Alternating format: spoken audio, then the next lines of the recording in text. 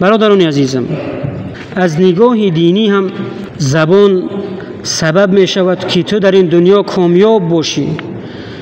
زبانت سبب می شود که تو داخل جنت گردی و زبانت سبب می شود که تو ناکام دنیا و ناکام آخرت گردی.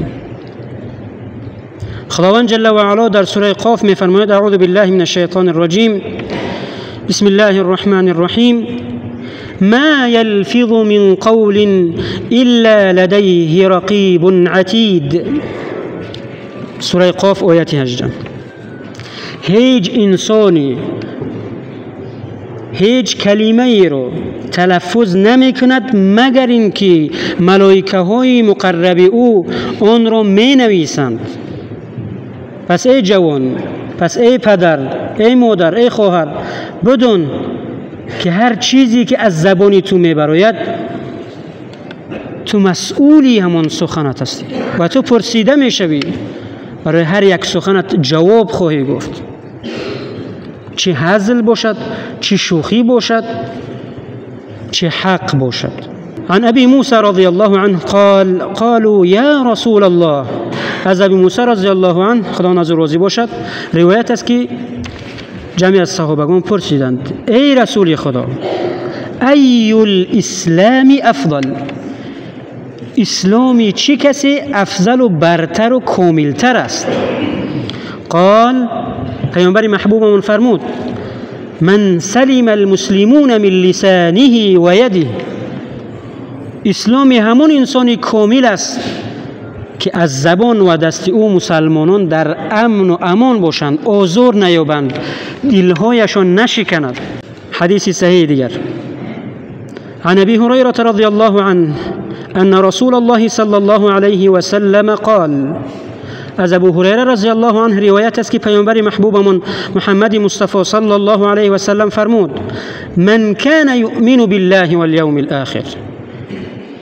هر یکی از شما که ایمان به خداوند و روز آخرت دارد، هر کسی که میگه من مسلمانم، من به خداوند ایمان دارم، به روز قیامت ایمان دارم، فلیقل خیرا او لیصمت، یا سخنی نیکی گوید، سخنی که منفعت به خودش و دیگران و جامعه و مسلمانان باشد، او لیصمت، یا ساکت ایستد یا خاموش بایستد.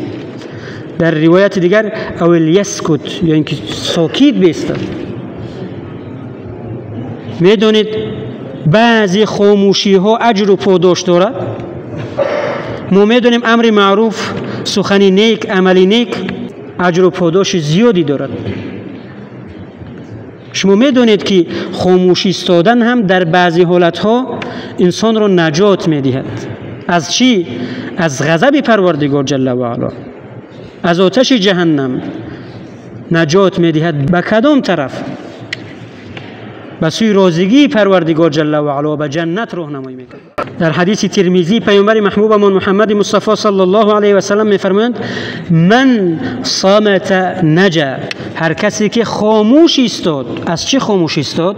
از دروغ باز ایستاد، از غیبت باز ایستاد، از فتنه باز ایستاد، از بیهودگویی ها باز ایستاد، نجا، نجات یافت. پس برادران عزیزم، در جایی که فتنه است، در جایی که غیبت است، در جایی که تحقیر است، آنجا را ترک کنید.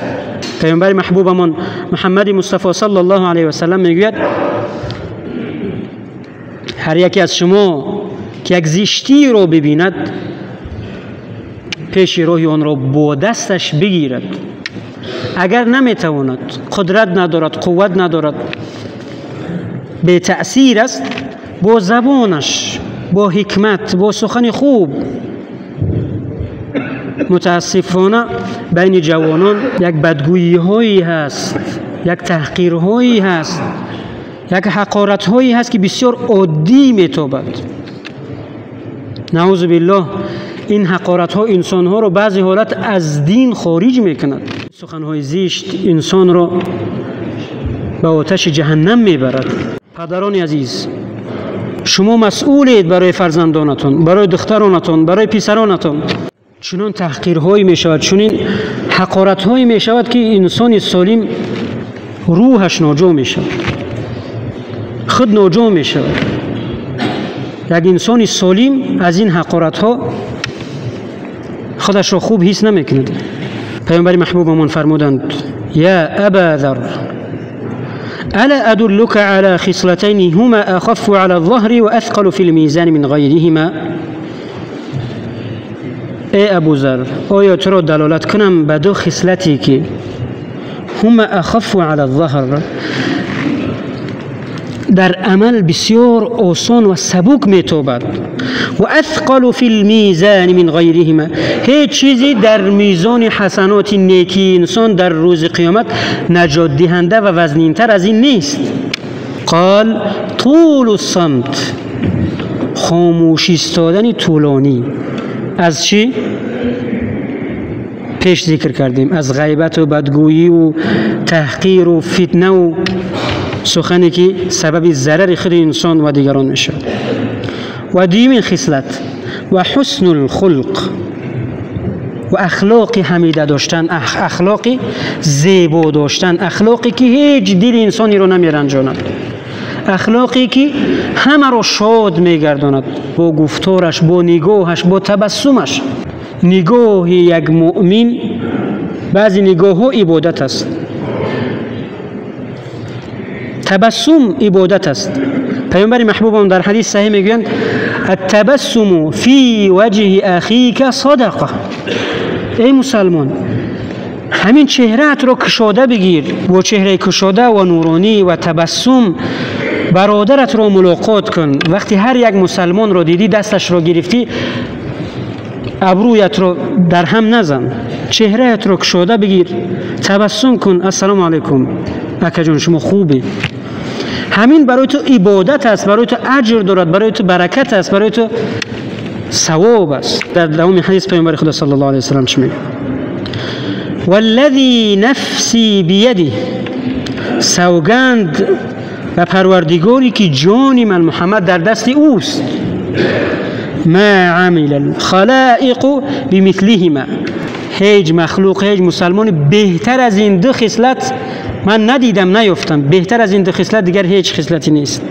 آیا میدونید که پیامبر محبوبمون صلی الله علیه و سلم به مسلمانی که ضمانت میدهد که زبان و فرجش را نگاه بدارد و در راه غیر استفاده نکند، پیامبر محبوبمون ضمانت میدهد که او داخل جنت میشود.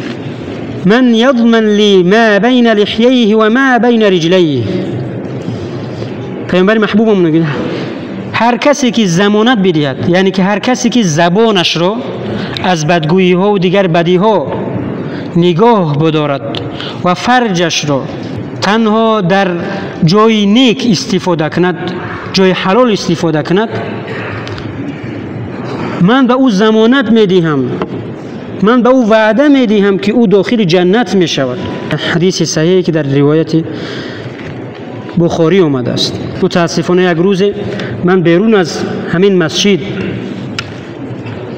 پیش طهارتخانه بودم، میگذاشتم یک پدری پیرانسالی که ریشش ماشاءالله، لباسش ماشاءالله، تاقیش که بسیار زیبا، اگر صحبت نمیکرد میگفتم ماشاءالله بهترین انسان، بهترین ادب، بهترین اخلاق، بهترین سیما دارد.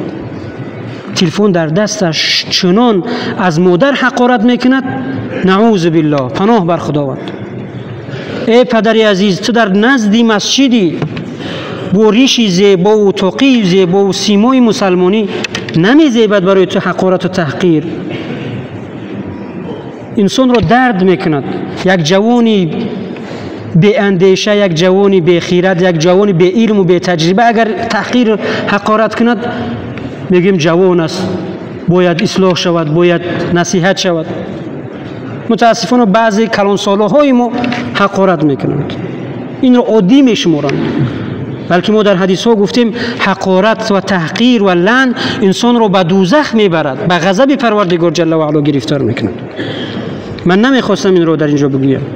پیامبر محبوبمون صلی الله علیه و سلم سوال میکند، همه ما سوال شده استیم از جانب پیامبر پیامبر ما و شما را سوال داده است. اتدرون ما اکثر ما یدخل الناس الجنه، آیا میدونید اکثریت اهل جنت با چی عمل، با چی خصلت داخل جنت شدند؟ یعنی آیا میدونید جنتیان چی خصلتی دارند و با چی خصلت داخل جنت شدند؟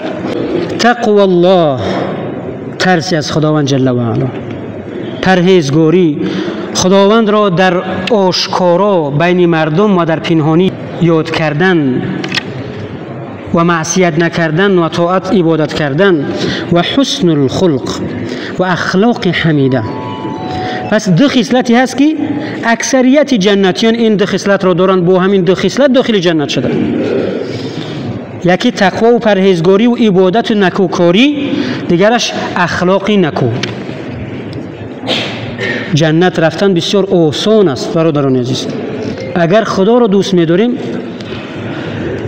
باید عمل کنیم. باز سوال شد آیا می‌دانید، پیامبر پرسیدند آیا می‌دانید اکثریت یا تمامی مردمی که دوزخی اند به غضب پروردگار جل و علا گرفتار شدند و در عذابند چه خصلتی دارند؟ قال الجوفان الفم والفرج.